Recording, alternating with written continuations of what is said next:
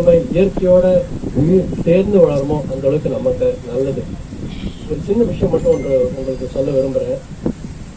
உலகத்தில் இருக்கிற எல்லா ஜீவராசிகளும் எல்லா உயிர்களுமே பார்த்தீங்கன்னா இயற்கையை பயன்படுத்திக்கிறது, இயற்கையோட சேர்ந்து வாழுது. ஆனா மனிதன் மட்டும்தான் இயற்கையை பயன்படுத்திக்கிட்டு இயற்கையிலிருந்து மாறுபட்டு நான் இயற்கையோட ரொம்ப உயர்ந்தவன் அப்படின்னு காமிக்கிறது. அதுக்கு இது ஒரு எக்ஸாம்பிள். ஏரியை ஏரியா பார்க்கணும். இது ஒரு உயிர் சூழல். நம்ம எல்லாரும் சொல்றாங்க, என்ன சொல்றாங்க, ஏரியை தண்ணியில சேர்த்தா நமக்கு மனிதனுக்கு நல்லது அப்படின்னு நம்ம. ஆனா அப்படி கிடையாது. நமக்கு நல்லது மட்டுமல்ல, அது ஒரு உயிர் சூழல். ஏரி அப்படிங்கிறது என்ன? உயிர் சூழல். அது நம்ம பார்க்க இருக்குல்ல, அதை போயிட்டு நீங்க லேப்ல டெஸ்ட் பண்ணீங்கன்னா எத்தனை ஆயிரக்கணக்கான உயிர் அது உள்ள இருக்கு நமக்கு தெரியும். இது ஒரு உயிர் சூழல். அந்த உயிர் சூழல் இருக்கிறதுனால நம்மளால உயிர் வாழ முடியுது. நம்ம கூடுமான வரைக்கும் இயற்கையை விரோதிச்சுக்காம இயற்கையோட சேர்ந்து வாழணும். ஆங்கிலத்துல சொல்லுவாங்க, don't get away from the nature, coexist with the nature. இயற்கையோட சேர்ந்து வாழணும். இயற்கையோட சேர்ந்து வாழல, இயற்கையில இந்த மாறுபட்டு விலகி போயிட்டே இருக்கணும். அதுக்கப்புறம் என்ன பண்றோம், நம்ம கம்ப்ளைண்ட் பண்றோம். என்ன கம்ப்ளைண்ட் பண்றோம்? வெள்ளம் வந்துருச்சு, வறட்சி வந்துருச்சு, குளோபல் வார்மிங் இருக்கு, கிளைமேட் சேஞ்ச் நடக்குது, நிறைய பிரச்சனைகள் வருது, வியாதி வருது, வைரஸ் வருது.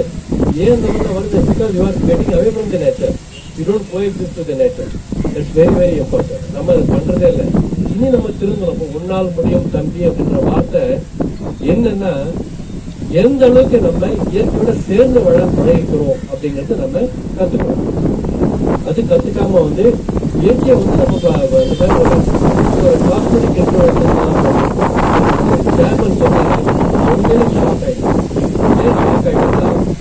சித்தலப்பாக்கம் ஏரிக்காக 25 கோடி செலவு பண்ணி, நான் உண்மையிலே கேட்கிறேன், சித்தலப்பாக்கம் ஏரிக்கு என்ன பண்ணாங்க?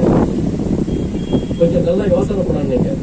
சித்தலப்பாக்கம் ஏரிக்காக 25 கோடி செலவு சாங்ஷன் ஆயிடுச்சு, செலவு பண்ணிருக்காங்க. கிட்டத்தட்ட 17 கோடி செலவு பண்ணிட்டான் அப்படிங்கிறாங்க. நான் உண்மையிலே உங்ககிட்ட ஒரு கேள்வி கேட்கிறேன், கொஞ்சம் சிந்திங்க. சித்தலப்பாக்கம் ஏரிக்காக என்ன பண்ணாங்க? ஒண்ணும் பண்ணல.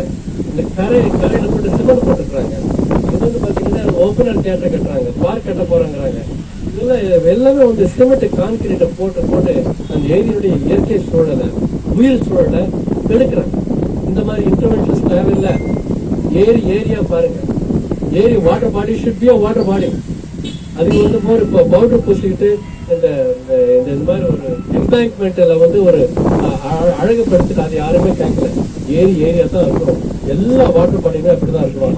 ஆறாக இருக்க வேண்டும், காவாயாக இருக்க வேண்டும், ஏரியாக இருக்க வேண்டும், குளம் குட்டைகள் குட்டைகளாக இருக்க வேண்டும். அப்பதான் உயிர் சூழல் இருக்கும். அந்த உயிர் சூழல் எல்லாம் எடுத்துட்டு அழகுபடுத்திட்டு மனுஷன் தன்னுடைய சந்தோஷத்துக்காக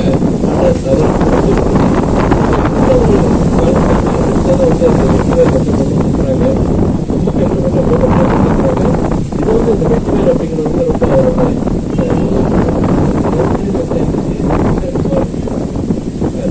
பேசுற மாதிரி இது தண்ணி சுத்தப்படுத்தும். இயற்கை வளர்ந்து 5 அடி தூரம் வேண்டாம், 1 அடி ஒவ்வொன்றும் ஒரு மேக்ஸிமம் வரும். ஒவ்வொரு தூரம் வேண்டாம். அது தனித்தன புதுப்பிக்கிற சக்தி தண்ணியை புதுப்பிக்கணும். தண்ணியே புதுப்பிக்கணும். அந்த மாதிரி ஒரு இயற்கை வாழ்ந்தது இது. ஆனா இப்ப வைக்கிறதுக்கு இடம் இல்லை. இது எங்க வைப்பீங்க நமக்கு தெரியும். இங்க சிமெண்ட் போட்டாச்சு, கீழே கல் போட்டாச்சு. எங்க நட போறீங்க? அது எடுக்கும்போது தண்ணியில தண்ணி அதே லெவலில் இருக்கும், சொல்ல முடியாது. மழை வந்து தண்ணி மேல வரும். அப்புறம் அந்த வெட்டு சொல்ல முடியாது. இல்ல அதுதான் முழுகிடும். முழுகினாலும் அது கொஞ்சம் யோசனை பண்ணணும். எங்க வைக்கிறதுங்கிறது தெரியல. அது கொஞ்சம் யோசனை பண்ணுங்க. இல்ல இங்கே கூட நீங்க கொஞ்சம் மேல ஒரு கீழே அந்த சைடு எங்கெல்லாம் முடியுமோ அங்கெல்லாம் கொஞ்சம் பண்ணுங்க. பட் ரொம்ப முக்கியமான விஷயம் சொல்ல விரும்புறது என்னன்னு கேட்டீங்கன்னா இந்த ஏரியை பத்தி இவ்வளவு நம்ம விரிவா பேசுறதுக்கு முக்கியமான காரணமே இந்த ஏரிகள் தண்ணீர் கன்சர்வேஷன் அப்படிங்கிறது மட்டும் இல்ல, பல உயிர்கள் வாழ்றது, பறவைகள் வாழ்றது, மிருகங்கள் வாழ்றது எல்லாத்துக்கும் ரொம்ப சொந்தம். அது ரொம்ப முக்கியம். அது மட்டும் இல்ல, இந்த வாட்டர் பாடிஸ்ல இங்க தண்ணி நிற்கும் பொழுது இந்த தண்ணி கீழே வெளியில போகாது. வெள்ளம் கீழே அது வெள்ளம்னு சொல்லுவாங்க.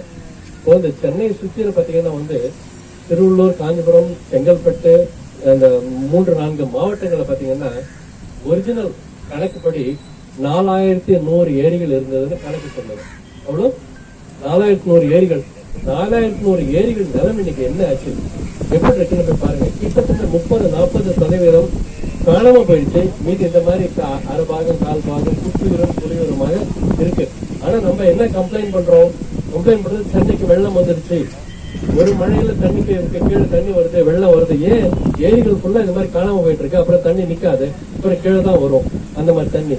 சோ நம்ம முக்கியமா பாதுகாக்க வேண்டியது ஏரிகள் பாதுகாத்தா தண்ணீரை நீங்க சேமிக்கலாம், அதே சமயத்துல வறட்சியிலிருந்து நம்ம மக்களை பாதுகாக்கலாம், மிக முக்கியமாக வெள்ளத்திலிருந்து மக்களை பாதுகாக்கலாம். சோ ஆங்கிலத்தில் சொல்லுவாங்க, you have to have an integrated view of drought and flood. நீங்க எந்த அளவுக்கு நீங்க வெள்ளத்தை நீங்க தடுப்பு பண்றீங்களோ அந்த அளவுக்கு வறட்சியில நீங்க பாதுகாத்துக்கலாம். வறட்சி எந்த அளவுக்கு நீங்க வறட்சி காலத்துல இந்த ஏரிகள் பாதுகாப்புக்கு எந்த அளவுக்கு செலவு பண்றீங்களோ, அங்க போயிட்டு நீங்க ஒர்க் பண்றீங்களோ அந்த அளவுக்கு பிளட்டை நம்ம பாதுகாத்துக்கலாம். நம்ம வறட்சி வந்தா வறட்சிக்கு நிவாரணம் கொடுப்போம், வெள்ளம் வந்தா வெள்ளத்துக்கு நிவாரணம். இந்த ட்ரெண்ட் மாறணும். வறட்சியும் வெள்ளத்தையும் ஒரு சேர பாருங்க, உயிர் சூழலோட பாருங்க, இயற்கையோட சேர்ந்து வாழ பழகுங்க. நமக்கு தேவை வளர்ச்சி இல்ல, நான் சொல்லல, வளர்ச்சி தேவைதான். ஆனா அந்த வளர்ச்சி நம்மள இயற்கையை அழித்து விட்டு வளர்ச்சி நம்ம போகணும்னு சொன்னீங்கன்னா நம்மளே அழிஞ்சு போயிடுவோம். தயவு செஞ்சு எழுதி வச்சுக்கோங்க. இயற்கையை அழிச்சிட்டு நான் வளர்ச்சிக்காக பாடுபடும் சொன்னீங்கன்னா இயற்கையை நம்மள ரொம்ப சீக்கிரம் அழிச்சு போயிடும். அதான் அழிச்சுட்டு இருக்கு, நம்மள ரொம்ப சீக்கிரமா அழிச்சிட்டு இருக்கு. எங்க பார்த்தாலும் பாத்தீங்கன்னா வடதுருவம் தென்துருவத்துல மழை பெய்யுறாங்கல்ல, மழை பெய்யக்கூடாது, ஐஸ் தான் வரணும். அங்க மழை பெய்யுது. கனடால ஆஸ்திரேலியால எல்லாம் 110 டிகிரி 105 டிகிரி வெயில். இங்க பாருங்க, போன ஜூன் மாசத்துல பாத்தீங்கன்னா 108, 109, 110, 114 டிகிரி வரைக்கும் நம்ம போயிட்டு இருக்கு. அண்ட் யூ ஃபீல் லைக் 120 அப்படிங்கிறாங்க. ஸோ இதெல்லாம் மாறுபட்டு இருக்கு. எனர்ஜி பேலன்ஸ் ரொம்ப மோசமா போயிட்டு இருக்கு. இந்த கான்டெக்ட்ல தான் இந்த தண்ணீர் ரொம்ப முக்கியம். தண்ணீர் நம்முடைய உயிரை காப்பாத்துறது. ஏரிகளை பாருங்க, ஏரிகள் அழகு பத்துறதெல்லாம் ஒட்டுடுங்க. இந்த மாதிரி கான்கிரீட் ஒர்க் எல்லாம் தேவையில்லை. தயவு செய்து 25 கோடி நீங்க செலவு பண்றது தேவையில்லை.